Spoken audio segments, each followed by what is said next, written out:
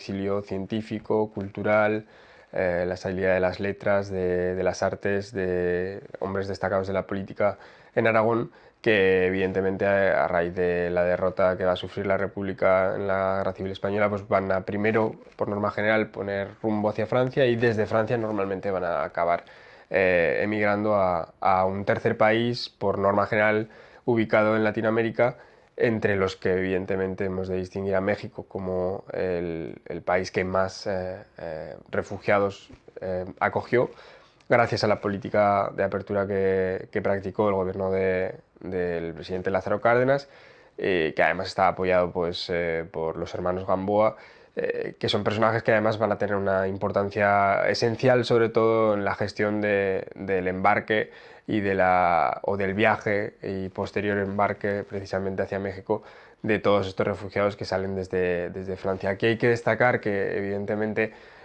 no todos estaban capacitados para poder financiarse ese tipo de viaje transatlántico en la época, de modo que tuvo una importancia esencial el Servicio de Evacuación de Refugiados Españoles, el SERE, en un primer momento, que facilitó de alguna forma la obtención de pasajes para algunos de los que lograron embarcarse y llegar a Latinoamérica, al igual que luego la Junta de Ayuda a los Republicanos Españoles, que tenía otro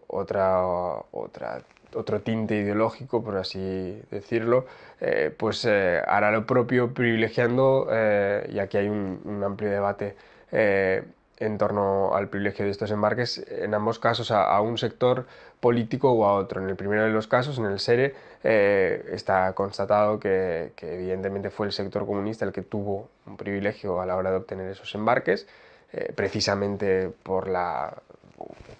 podríamos hablar de la afiliación comunista que presentaban los hermanos Gamboa, que a la postre fueron parte integrante de ese equipo que tomaba la decisión final de conceder los embarques, aunque, como digo, podríamos acercarnos mucho más a la gestión de este tipo de migraciones y, sin embargo, después del robo prácticamente de los fondos que el yate Evita transportaba al puerto de Veracruz, se consigue, como digo, una serie de fondos esenciales para poder montar la Junta, y por esa parte intentar gestionar otra serie de embarques en el que en este caso fueron los sectores socialistas e independientes los que salieron, perdón, socialistas, sí, socialistas y nacionalistas más bien, más que independientes, los que salieron privilegiados. De modo que, como vemos, es algo complejo el hecho de poder llegar, poder salir de Francia y poder llegar a Latinoamérica, pero una vez allí sí que es cierto que, pese a que precisamente este gobierno, el de Lázaro Cárdenas, había solicitado pescadores o gente que trabajase en la construcción, pues lo que va a recibir mayoritariamente, o en un buen número, va a ser gente letrada, principales baluartes, en este caso, que es en el que analizamos en la exposición, de las letras, la política, la ciencia, las artes aragonesas. Entonces encontramos entre ellos a gente tan destacada como el pedagogo Santiago Hernández Ruiz, o podríamos hablar de políticos como el Esquinazao, que además de haber sido político haber sido militar. Aunque también hay que destacar que efectivamente, y es algo que aparece también destacado en la exposición, este viaje de ida hacia América no tiene solamente un destino, y es que una vez que se llega a América, si bien es cierto que en muchos casos, como hemos dicho, es México quien se encarga de acoger a un mayor número de refugiados, no siempre México es el lugar donde se van a instalar de forma definitiva esos refugiados. De hecho, en muchos casos va a servir como plataforma para saltar a otros países que se convertirán efectivamente en el lugar definitivo de instalación, pese a que la acogida se haya hecho en países anteriores. En estos casos, sin duda alguna, destaca el caso de otro aragonés ilustre, como era Joaquín Maurín, que efectivamente había sido, como sabéis, fundador del POUM, y tras emigrar a América finalmente acaba instalándose en Estados Unidos y fundando el ALA, la American Literary Agency, trabajando con Ramón J. Sender, y estableciendo una relación de amistad que además fue más allá y que es perfectamente rastreable a través de una correspondencia que está editada hace, pues ahora unos 20 años, una obra donde, como podemos ver, nos acercamos a todas sus cartas y podría completar perfectamente un poco no solo la experiencia de esa salida desde España, sino también la de la acogida y la de la posterior reinvención profesional que muchos de ellos tuvieron que abordar precisamente en este exilio, ya fuese en México, en República Dominicana, en Estados Unidos o en Haití, no importa. En muchos de los casos, dado que la formación que tenían era superior, pudieron desarrollar con suerte su labor intelectual o su carrera profesional en esos terceros países. De hecho, hay varias iniciativas en torno a nuevas formas de vivienda, por ejemplo en México, que fueron encabezadas por republicanos españoles, o nuevas formas de educación que efectivamente gente que había sido formada en la institución libre de enseñanza va a tener un peso específico realmente importante en este caso, y muchos de ellos lo vais a poder ver en la exposición. Si bien es cierto que acompañando a esta élite intelectual española y aragonesa, pues evidentemente encontramos también gente que no pertenecía o que no estaba letrada a esos niveles y que evidentemente van a realizar trabajos de otra índole, tal y como precisamente habían demandado, ¿no?, en la búsqueda de pescadores o obreros de la construcción, que es lo que en un primer momento había demandado el gobierno de México. Para España, pese a que el discurso manido en la fuga de cerebros y en la fuga de la élite es evidentemente ese, es decir, la pérdida de un potencial intelectual importante, evidentemente una reflexión con la que estoy de acuerdo, lo cierto es que hay que tener en cuenta, precisamente por la naturaleza y las circunstancias en las que ocurrió esta salida, que la primera parada obligada para todos ellos fue Francia, y que es realmente en Francia donde se está produciendo esa disección del propio exilio, ¿no? Evidentemente, como hemos dicho, no es casual que acaben en México o acaben en otros países latinoamericanos, pero sí que es cierto que, bueno, pues tal y como intenta introducir a través del SERE y de la JARE, de esos dos organismos, hay un pozo ideológico y una discriminación ideológica, porque se puede llamar así, que hizo, por ejemplo, que el grueso del exilio anarquista español quedase en Francia, o el grueso del exilio independiente español quedase también en Francia, siendo, como he dicho anteriormente, sectores comunistas y socialistas los que habían sido privilegiados en los embarques. Claro, ¿ello qué supone? Evidentemente que hayan salido, que esa intelectualidad haya salido de España, sin duda alguna, pero que al menos la parte independiente o la parte anarquista quede más cerca de la frontera y por lo tanto, que tenga un desarrollo a posterior de la guerra civil y por supuesto a posterior de la Segunda Guerra Mundial importante también en Francia, como se podrá ver a partir de los años 50 y 60 posteriormente, donde va a haber toda una colonia importante que va a crecer todavía más con las emigraciones económicas españolas de finales de los 60 y los 70, pero que, bueno, pues evidentemente no van a llegar a un sitio donde les son extraños, sino que ya había mucha gente que había logrado en un primer momento poner en marcha una expresión, lo que podríamos llamar como una expresión cultural de urgencia, y que posteriormente se va a ver ratificada, como digo, en posguerra, y que hay que poner de manifiesto, porque quizás no ha tenido tanta publicidad como pudiesen ser las obras de Maurín o su trabajo en Ala, pero sí que es cierto que tuvo en otro nivel, en otro plano seguramente, pues una importancia destacada en la formación de todos aquellos hijos de emigrantes que efectivamente pues, iban a crecer a partir de ese momento, a partir de los años 50 en Francia. De modo que sí, estoy de acuerdo en que hay una sangría, pero como digo, hay que matizar esa sangría, porque no solamente esa sangría va a marchar a Latinoamérica o a Estados Unidos, sino que efectivamente hay otros países en los que pues, también va a tener una importancia esencial en la formación de generaciones posteriores.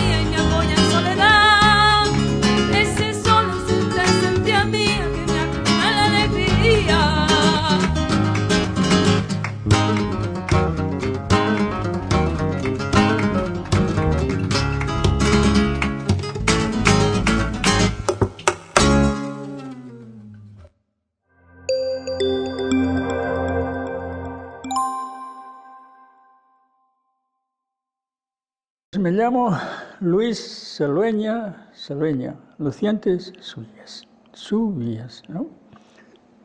Ruso, con pasaporte ucraniano y con DNI español de Logroño.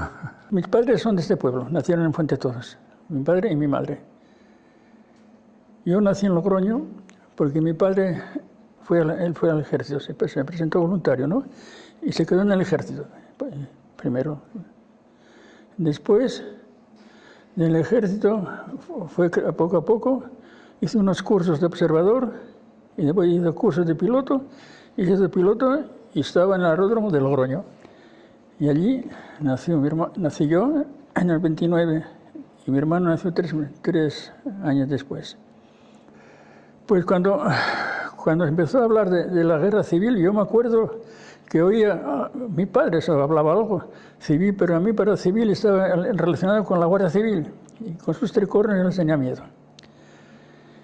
Y me acuerdo que una vez mi padre nos dijo, nos vamos a Fuente Todos, porque todos los veranos íbamos a veranear a Fuente Todos. Y mi madre empezó a llorar, que no tenía preparados los vestidos, ¿no? Pero él dijo que me manda el comandante del aeródromo, me manda que me vaya. Porque con las elecciones mi padre votó por la República. Y resulta que el comandante del aeródromo era del otro lado, del otro sitio, ¿no?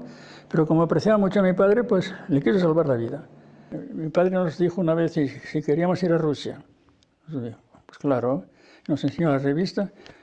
Y resulta que organizaron, allí me conocí, en Barcelona me conocí, fuimos a la casa del que llevaba la aviación civil, de Cisneros, era muy famoso.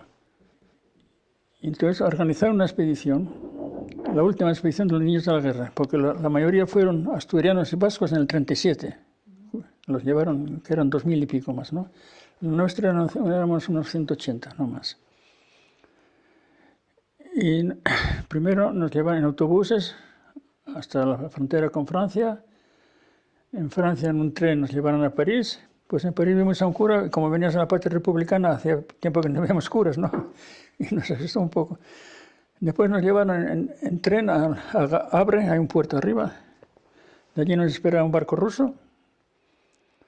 Lleva el nombre de la hermana de Lenin, María Ulianova. Y en ese barco me acuerdo que hacía rumbo todo el tiempo. Y después nos metieron en un cuarto enorme con juguetes, a querer coger lo que queráis. Yo cogí un juego de soldados de plomo, a mi hermano le di un tambor. Bueno, y después íbamos por el Mar del Norte. Y me acuerdo cuando pasábamos por el estrecho, que hay un estrecho, como no acuerdo cómo se llama, que pasó un avión alemán con la suástica. Y después llegamos a Leningrado. Allí nos hicieron un encuentro formidable.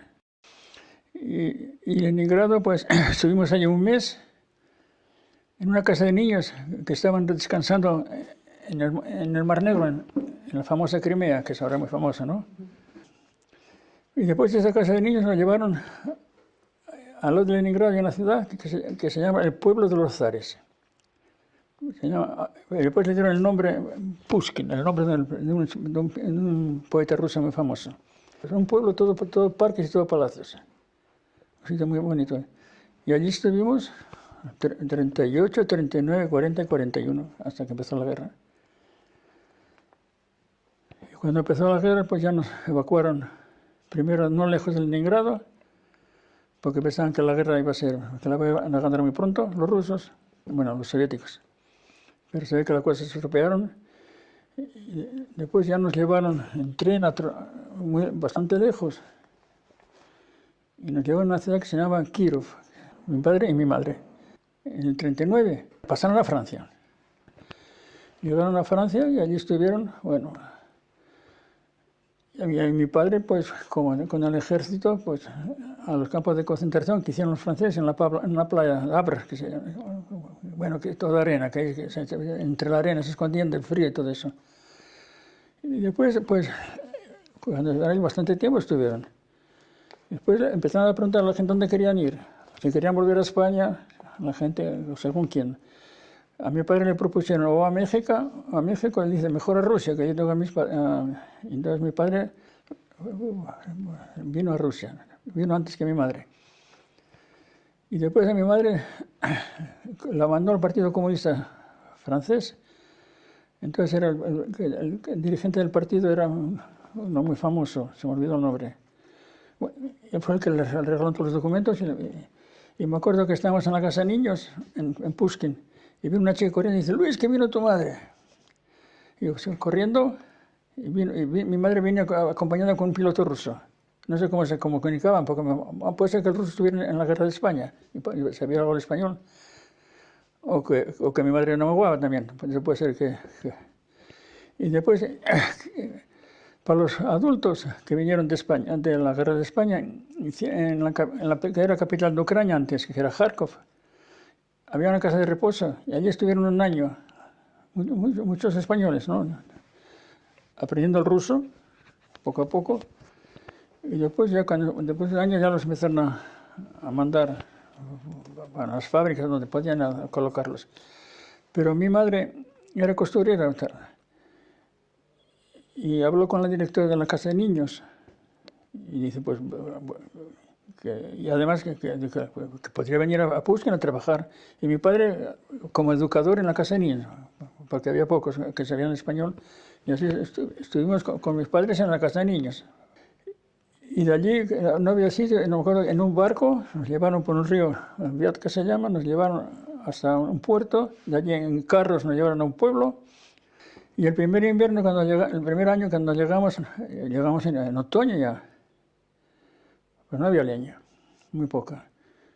Y dormíamos, llegó a 50 grados bajo cero. En la escuela, antes los tinteros eran, ¿sabes?, pues se lavan. Y en la casa, como salían de las ventanas, el hielo entraba adentro de las habitaciones. Pues dormíamos de dos en dos, bueno, dos separados juntos, un colchón encima, otro debajo, y no se murió nada de frío, así que...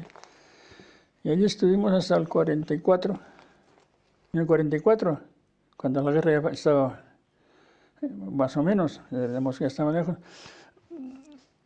a todos los españoles se evacuaron, nos mandaron estaban por Asia Central, por Siberia, todos evacuados. Pero entonces ya, como las cosas se mejoraron, pues todas las casas de niños que también se fueron evacuados por todos los sitios. Una casa de niños cayeron donde los alemanes, los cogieron los alemanes y los mandaron a España. Iban al Cáucaso, tenían que pasar por un desfiladero, y bueno, con el ejército, pero allí los cogieron. Casas de niños las unieron todas al lado de Moscú. Hicieron 3 casas de niños al lado de Moscú. Pues me digo que nos reunieron al lado de Moscú y la gente adulta española, que eran profesores, pues muchos se quedaron sin trabajo. Y entonces, por la iniciativa de Dolores Ibarruri, pues decidió que todos los españoles que estaban evacuados por todos los sitios, había un sitio muy bonito que parece a España, que es Crimea, y entonces a todos se los reunieron en Crimea. Pero Crimea era una república agrícola. Entonces, aunque eran todos trabajadores, pues todos se hicieron todos campesinos, ¿no?, en los campos. Ellos se reunieron a todos. Y mi padre y mi madre podía seguir trabajando como costurera, pero mi padre, entonces no, me acuerdo que fuimos a vivir a Crimea y nos sacó de la casa de niños y fuimos a vivir a Crimea. Y llegamos en el 44, era una cooperativa agrícola de manzanas. Y al lado había un pueblo de los tátaros, que ya estaba vacío, porque en el 44, cuando liberaron Crimea, parece que los tátaros, algunos se portaron mal se portaron bien con los alemanes. Y el camarada está en la ciudad todo muy fácil. En 24 horas los sacó a todos. Y los mandó otra vez a Siberia, a Asia Central. Y ese pueblo estaba vacío. Pues allí estuvimos estudiando. Yo estudié hasta... Terminé la 9ª clase. Eran 10 clases las que estudiamos, ¿no? En el 44, 45, 43 años estudié. O sea que era las 7, 8, 9, 9 clase. Pero como... Y eran muy pocos alumnos, porque estuvieron 3 años en ocupación alemana, ¿no? Y la gente ya no estudiaba, por eso que no. Entonces, y además que se preparaba un invierno muy malo. Pues nos mandaron otra vez a las casas de niños a Moscú, bueno, a los lados de Moscú. A Sergio le dieron otra silla, a mí me dieron una casa que estaba en uno de los de Moscú. Allí terminé la escuela y como estudiaba muy bien, cuando estaba en lo de Moscú, ¿no?, en matemáticas y todo eso, entonces habían hecho en la Unión Soviética un sistema que para los que estudiaban muy bien le daban medallas de plata y de oro, según las... Yo sabía que tenían que unas asignaturas de los años pasados. Y yo sabía que la asignatura mayor era 5. Para recibir las medallas tenías que tener 5. Pero yo tenía unas cuantas asignaturas de antes, que eran 4. Pero mi madre fue al director de la escuela y dijo que a mi hijo lo están preparando para la medalla, pero dice, será todo 5. Fue el primer engaño que viví. Pero me dieron la medalla de plata. Así que éramos 8, ingresamos al Instituto de Aviación de Moscú, en el 47. Después, en el 53, terminé, era 5 años y 6 años el título. Yo terminé, el título mío lo preparé en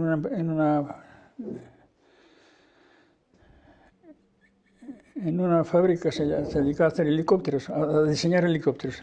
O sea, yo terminé en la facultad de helicópteros y cuando defendí el título, me dijeron, en la cátedra está un papel de Sheremetyev y me ponía que Luis Antonov está en Moscú y hablé de usted, hablé con él y le espera en el Ministerio de Aviación.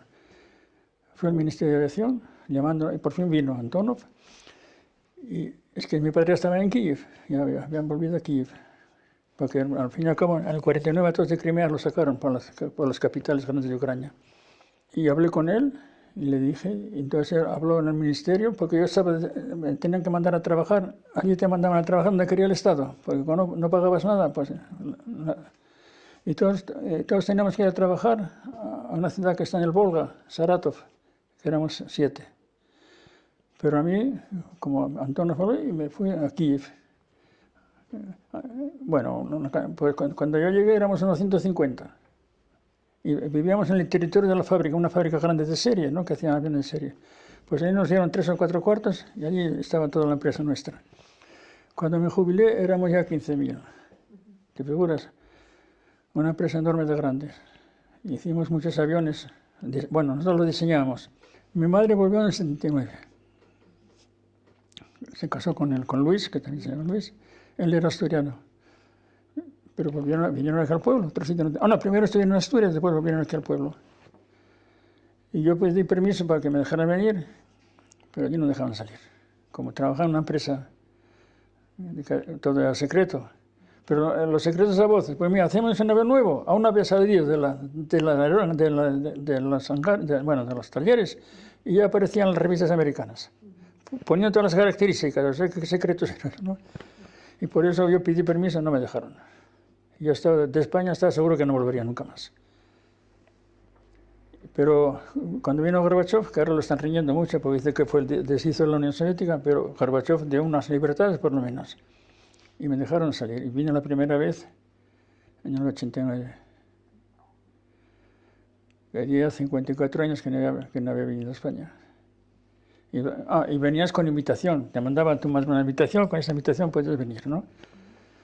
Y me acuerdo cuando llegué en el 89, la primera vez aquí en la casa de Goya, había el retrato de una anciana que ponía que era pariente de Goya. Y esa anciana era prima hermana de mi abuela. Así que si eso es verdad, pues todo puede ser.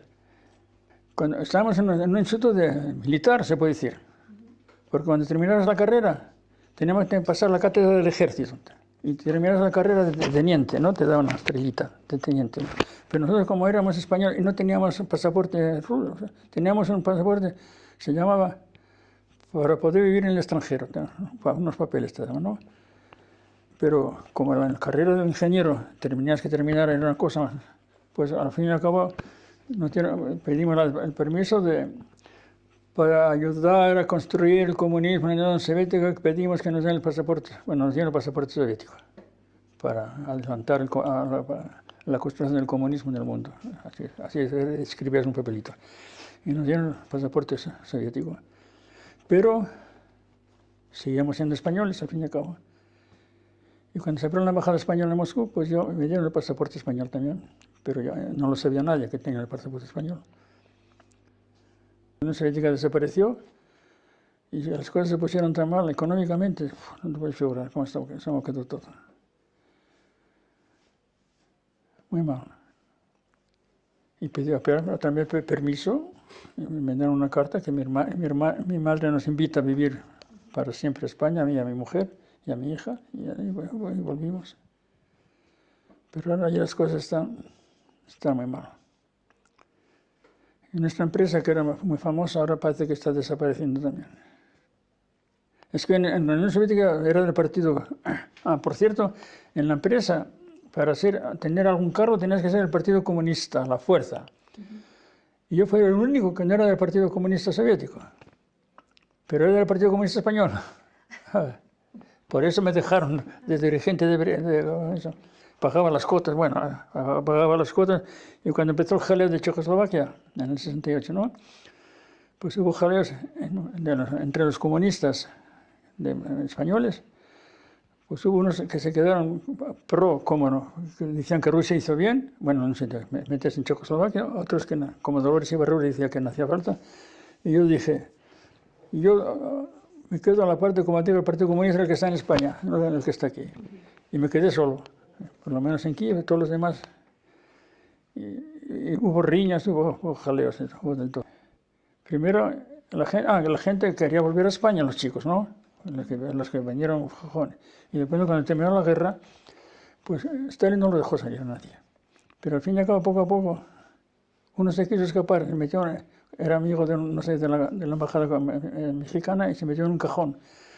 Pero lo abrieron y no fue a México, fue a Siberia, claro, un poco más lejos. Pero poco a poco me acuerdo que la gente empezó a pedir y al fin y al cabo los dejaban salir.